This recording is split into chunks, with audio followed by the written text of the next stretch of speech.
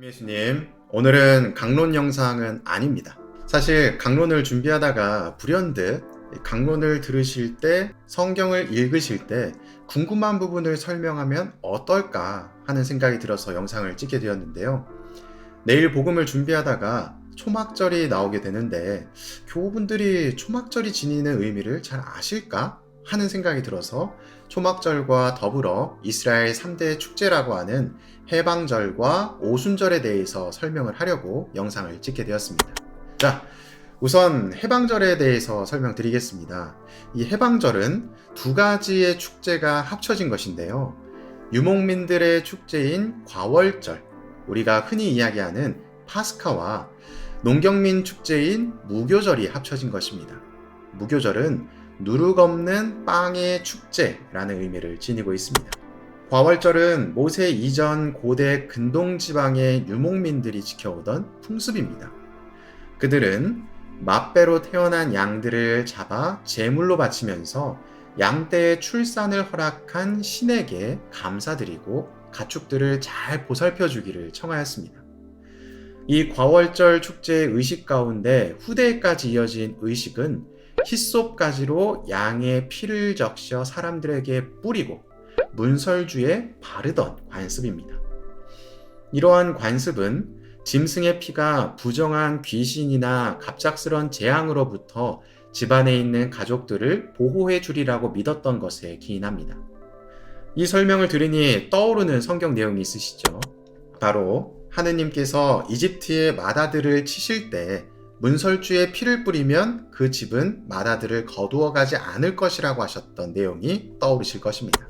이러한 과월절은 가문의 축제에서 부족의 축제로 커지면서 한 해를 시작하는 이른 봄, 가축대의 풍요로운 출산을 기원하는 축제로 그 성격이 바뀌게 됩니다. 무교절은 정착 생활을 하던 고대 근동 농경민들의 축제인데 수확을 시작할 즈음에 지냈습니다. 농부들은 누룩을 넣지 않고 새 옥수수 가루로 빵을 만들어 신들에게 바치면서 축제를 시작하였습니다. 축제 기간에는 다른 반죽을 발효시키기 위하여 떼어놓았던 묵은 누룩 조각들을 집안에 조금도 남겨두어서는 안 되었습니다. 그리하여 축제 기간이 끝날 때 사람들은 완전히 새롭게 디딘 누룩으로 빵을 구워 먹을 수 있었습니다. 이러한 풍습은 이집트 탈출 이후 가나안 땅에 정착한 히브리인들이나 그 전에 이미 가나안 땅에서 살던 히브리인들도 그곳 농경민들의 무교절을 자연스럽게 받아들였던 것입니다. 왜냐하면 누룩 없는 빵으로 식사를 했던 이집트 탈출을 떠오르게 하기 때문입니다. 과월절 제물로 바쳐지던 맏배 양은 이집트에서 빠져나올 때 이스라엘의 맏자식들을 그 피로 구한 어린 양의 희생적 죽음과 연결됩니다. 또 무교절의 누룩 없는 빵은 히브리인들이 이집트에서 빠져나오던 날 누룩을 넣지 않고 바쁘게 구워 먹었던 그 빵과 연결됩니다. 결국 해방절로 불리는 과월절과 무교절은 이집트 탈출을 기념하기 위한 것입니다. 이스라엘 민족은 이 축제를 지내며 하느님께서 자신들을 탈출시킨 사건을 기억하고 기념하는 것입니다. 자, 오순절은 가나안 농경민들의 맥추절에서 비롯되었습니다. 맥추절이라는 말에서 알 수 있듯이 가나안 농경민들은 첫 보릿단을 수확할 때 맥추절을 지냈습니다. 그 의미는 씨를 뿌리는 것은 인간이지만 열매를 맺게 해주는 것은 신이 해준다는 생각 아래 첫 수확물을 신에게 바친다는 의미였습니다. 가나안 땅에 정착한 히브리인들은 이 의미를 받아들여서 첫 보릿단 수확에서 밀수확의 끝으로 그 시기를 바꾸게 됩니다. 그리고 보리 대신 새 밀로 밀가루 반죽을 하여 만든 빵 2개를 봉헌하며 맥추절의 본래 의미인 만물을 바쳐야 한다는 생각을 그대로 지켜나갑니다. 히브리인들은 이 맥추절을 과월절 첫날에서 7주간이 지난 시반달 6일에 이 축제를 지냈습니다. 여기서 7주간은 50일을 뜻하기 때문에 오순절이라는 이름이 축제의 이름으로 변화하게 됩니다. 사도행전 2장을 보면 성령께서 임하시는 모습을 볼 수 있습니다. 그리고 성령의 힘에 이끌려 베드로가 12사도를 대표하여 오순절을 지내러 예루살렘에 순례온 이방인 지역의 유다인들에게 설교를 하죠. 그래서 기간으로 보면 부활 대축일 이후 50일이 되는 시점인 오순절에 성령 강림 대축일을 지내는 것입니다. 순수한 농업축제였던 오순절은 신구약 중간 시대에 이르러 하느님과 이스라엘 사이에 맺어진 계약과 연결됩니다. 유다 묵시문화계의 하나인 신연서 6장 17절은 이 축제의 목적을 하느님께서 노아와 맺으신 계약을 해마다 새롭게 하기 위한 것으로 풀이합니다. 또한 같은 책 1장 1절에 보면 모세가 시나이 산에서 십계명을 받은 사실을 되새깁니다. 이렇듯 오순절은 처음에 가나안 농경민들의 축제였던 맥추절이 후기 유다교 사상 안에서 노아와의 계약과 시나이 산의 계약, 곧 이스라엘이 하느님으로부터 율법을 받은 사실과 연결되면서 종교적인 축제로 바뀌게 되는 것입니다. 초막절은 오순절과 연결됩니다.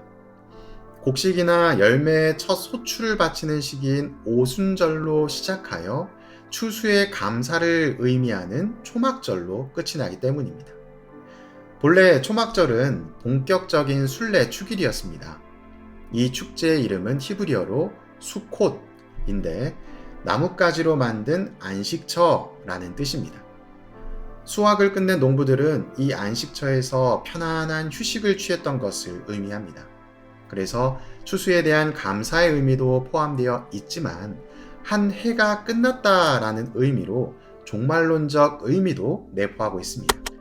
가나안 사람들에게 추수절로 통하는 이 축제 역시 농경 문화의 그 뿌리를 두는데 그들은 마지막 수확물인 포도와 올리브를 거두어 드리는 시기에 이 축제를 지냈습니다.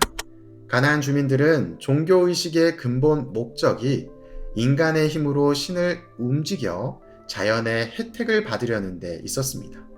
하지만 히브리인들은 하느님을 자연을 통제하는데 인간의 간섭이나 영향을 전혀 받지 않는 초월자로 인식하였고 전례를 통하여 하느님께 마땅한 감사와 찬미와 영광을 드렸습니다.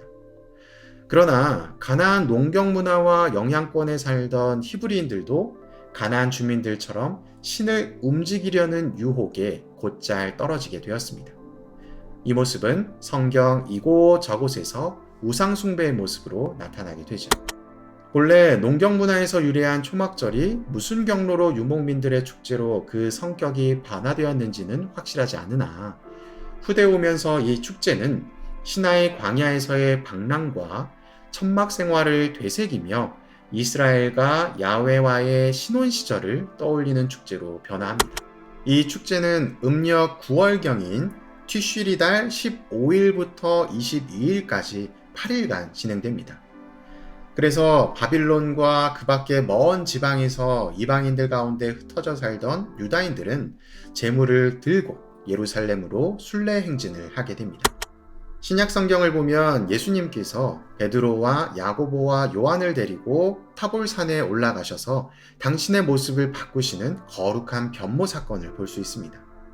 이때 종말에 나타나기로 된 엘리야와 모세와 함께 대화하시는 예수님을 보게 됩니다. 이때 베드로는 특이한 제안을 하죠. 선생님, 저희가 여기서 지내면 얼마나 좋겠습니까?